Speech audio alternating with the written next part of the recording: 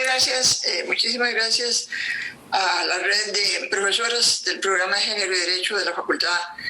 de Derecho de la Universidad de Buenos Aires. Y le doy ahora la palabra a quien sigue, a los representantes del Instituto Internacional de Responsabilidad Social y Derechos Humanos de Costa Rica, y solicito que indiquen a la Corte quién va a hacer uso de la palabra y proceder de conformidad. Gracias.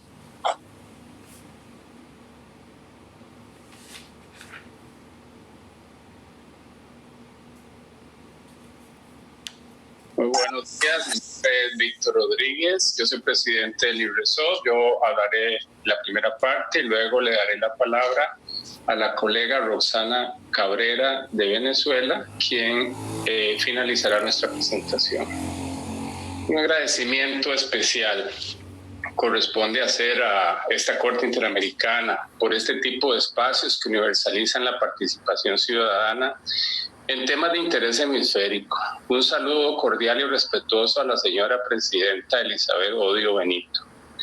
En este apartado yo me voy a referir al contexto que consideramos necesario como preludio a las respuestas de las preguntas que hizo la Comisión Interamericana en su opinión consultiva.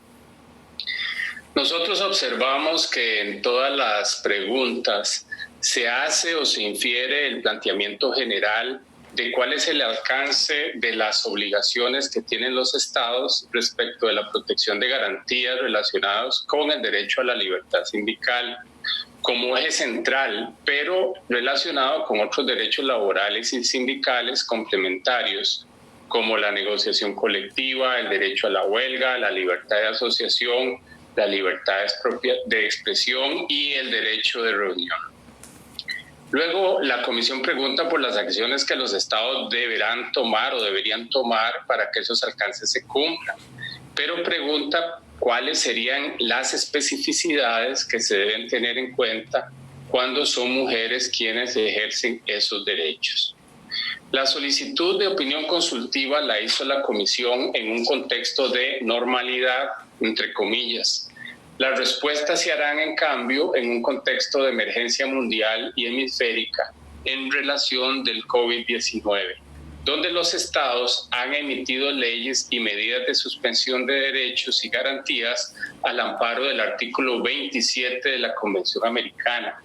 incluyendo, lamentablemente, en algunos casos, medidas regresivas en materia de derechos humanos, laborales y sindicales.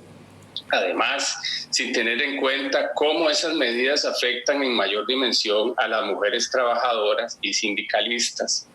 Por ejemplo, en Costa Rica se han propuesto proyectos de ley para reducir salarios, pensiones y jubilaciones o disminuir la jornada laboral. Tampoco se realizaron consultas amplias y participativas en esos debates a los distintos sindicatos y en relación con temas sensibles como la libertad de circulación y su restricción. Se ven limitados los ejercicios a los derechos de huelga, de reunión pública y pacífica, de asociación y por defecto de la libertad de espacios públicos. No se puede politizar el COVID para hacer o tomar leyes de carácter estructural que no se pueden aprobar en un contexto de emergencia. En ese sentido,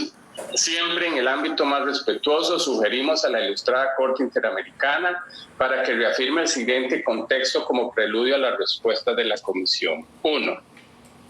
Que se tome en cuenta que las personas sindicalistas son defensoras y defensoras de derechos humanos, como lo ha determinado la Relatoría de Naciones Unidas en esta materia.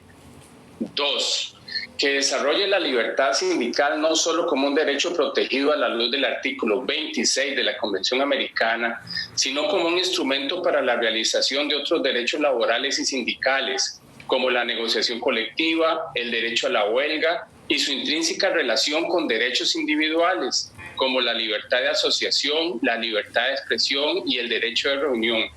para lo cual se sugiere observar los alcances de la OL de fecha 17 de octubre de 2019 respecto de Costa Rica, suscrita por varios relatores independientes de Naciones Unidas. Por cierto, Costa Rica no ha cumplido con esas recomendaciones. tanto por parte de la Asamblea Legislativa como del Ejecutivo o la misma Sala Constitucional, que avaló una ley que prohíbe o restringe la huelga política en Costa Rica, lo que quiera decir huelga política. 3.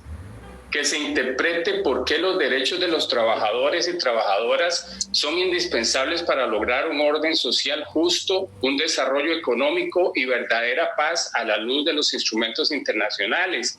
y cómo ello se logra garantizar por medio de un ejercicio dialógico y participativo en una democracia que involucre la aplicación de derechos políticos contenidos en el artículo 23 de la Convención, entendiendo que la libertad sindical y la forma de elección y participación en sindicatos cumple un rol determinante en las funciones públicas del país, especialmente cuando fungen como actores sociales necesarios para ser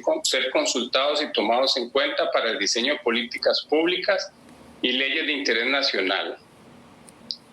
Que al momento de responder la pregunta 3, donde se hace referencia genérica a los principios y derechos fundamentales en el trabajo, la Corte contextualiza dónde y cómo se pueden identificar esos principios dentro del Corpus Juris Interamericano, integrado con la incidencia de interpretación de los principios que en la materia ha desarrollado la OIT, que pueden ser tomados prestados como herramientas indispensables de interpretación de la Convención Americana, sobre lo cual ya abundó bastante el colega anterior de Viva la Ciudadanía. Luego, que bajo la práctica útil de la Corte Interamericana de tener la facultad de reformular preguntas que se le hacen en el marco de una opinión consultiva, cuando lo considere necesario, puede adicionar a todas las preguntas un componente relacionado con la protección del derecho a la libertad sindical y derechos conexos, debido a la situación hemisférica de emergencia por los riesgos del contagio del COVID. O bien, sugerimos hacer una pregunta respetuosa en la siguiente línea: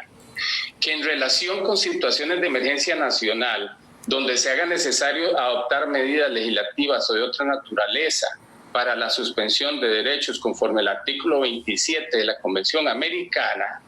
¿cuáles serían las medidas que deben tomar los estados para que el ejercicio de la libertad sindical per se, así como instrumento de protección de otros derechos laborales y sindicales, pueda quedar a buen resguardo como garantía y blindaje de esos derechos? ¿Qué medidas y consideraciones deberían tomar los estados al momento de emitir legislación o políticas de emergencia para evitar afectar derechos laborales y sindicales respecto de su afectación particular a las mujeres trabajadoras? Muchas gracias. Mi colega Roxanne continuará.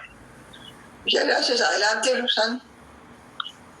Un saludo, honorable jueza y jueces de esta Corte, secretario y demás presentes. En efecto, continuamos nuestra intervención intentando dar una respuesta a las preguntas planteadas en la solicitud de la opinión consultiva.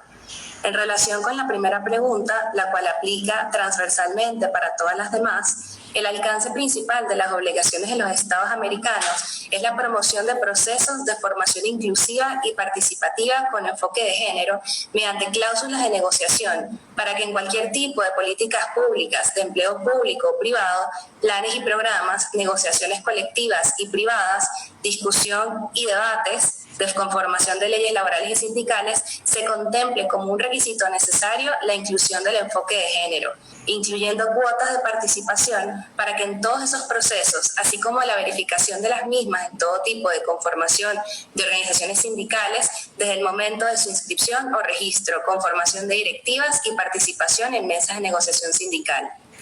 Respecto a la pregunta B, todos los derechos laborales sometidos a discusión en la presente audiencia se encuentran dentro de una zona de intangibilidad como derechos adquiridos y situaciones jurídicas consolidadas, que no deben ser afectados de manera retroactiva, ni siquiera por medio de una negociación colectiva. En cuanto a la tercera pregunta, que hace un énfasis en los derechos laborales mencionados y las especificidades que se deben tener en cuenta cuando son mujeres quienes los ejercen, hay que aclarar que las mujeres suelen enfrentar obstáculos para acceder a las áreas formales de trabajo, donde puedan estar representadas por sindicatos que expongan y busquen soluciones a sus situaciones particulares. Específicamente en América Latina, si bien las mujeres conforman alrededor del 70% de la membresía de las organizaciones sindicales, en el aspecto de la dirigencia no supera el 30%, lo cual demuestra que el espacio de dirigencia sindical continúa siendo mayoritariamente masculino. De igual manera, se ha mantenido una creencia de que las mujeres no forman parte de la dirigencia sindical por falta de interés o porque los dirigentes sindicales son hombres, en áreas donde predominan empleados masculinos. Y la realidad es que incluso en áreas donde la mayoría de las trabajadoras son mujeres, como lo es la docencia, el área de la alimentación o el gremio textil, la práctica es que sean los hombres quienes ejercen cargos de autoridades sindicales. Es importante destacar que hay una gran cantidad de mujeres, y estamos hablando del 60% de las mujeres a nivel mundial, que trabajan en la economía informal, desempeñándose como vendedoras ambulantes, empleadas domésticas o trabajadoras agrícolas. Esto implica que ganan menos, no tienen acceso a seguridad social y menos aún tienen un sindicato que las represente. A su vez, tienen menor posibilidad de ahorro y están en un mayor riesgo de caer en la pobreza. Particularmente en América Latina y el Caribe, esta es la realidad del 54% de la población, es decir, 126 millones de mujeres en la región. En respuesta a la pregunta D, es importante hacer énfasis en el punto mencionado sobre las prácticas de discriminación o violencia en el trabajo basadas en el género que obstaculizan el ejercicio de dichos derechos por parte de las mujeres. En efecto, como ya se mencionó, las mujeres en la sociedad enfrentan obstáculos incluso en su vida cotidiana solo por el hecho de ser mujeres, que influyen en su acceso a oportunidades laborales, como lo es el aspecto de movilidad y transporte. La Comisión de la Condición Jurídica y Social de la Mujer reconoce que los andenes inaccesibles, coches con pasajeros hacinados, calles mal iluminadas, crean barreras para las mujeres y las exponen a la violencia, limitando su posibilidad de circular de manera libre y de trasladarse a sus sitios de trabajo. Otra de las razones por las cuales las mujeres se mantienen en trabajos con condiciones menos favorables que la de los hombres es la violencia de género y el acoso sexual generalizado, además de otras formas de violencia en su lugar de trabajo, lo cual sirve para reforzar o mantener las jerarquías existentes y relaciones de poder entre géneros. Por lo tanto, los estados están obligados a adoptar medidas especiales de carácter temporal o por otros medios para combatir las causas fundamentales de las estructuras de poder discriminatorias contra las mujeres trabajadoras y sindicalistas que impiden lograr una verdadera igualdad en todas las esferas. Para ello, los estados deben crear marcos normativos acompañados de programas de cambio de cultura institucional, social y familiar que fomenten el respeto de los derechos humanos de las mujeres y la eliminación de la discriminación y el acoso sexual, además de la violencia de género en el trabajo y en los espacios de defensa y ejercicio de la libertad sindical. Con respecto a la pregunta E, las medidas de garantía que debe tomar el Estado consideramos que deben trascender e incidir en la modificación de prácticas familiares para combatir estereotipos que reproducen que las responsabilidades familiares y del hogar corresponden a las mujeres más que a los hombres, y esto igualmente involucra a los sindicatos. Con respecto a la última pregunta, solicitamos que se considere nuestro escrito de observaciones y damos las gracias por permitirnos participar en la presente audiencia. Muchísimas gracias a ustedes, representantes del Instituto Internacional de Responsabilidad Social y Derechos Humanos. Y ahora continúa en el uso de la palabra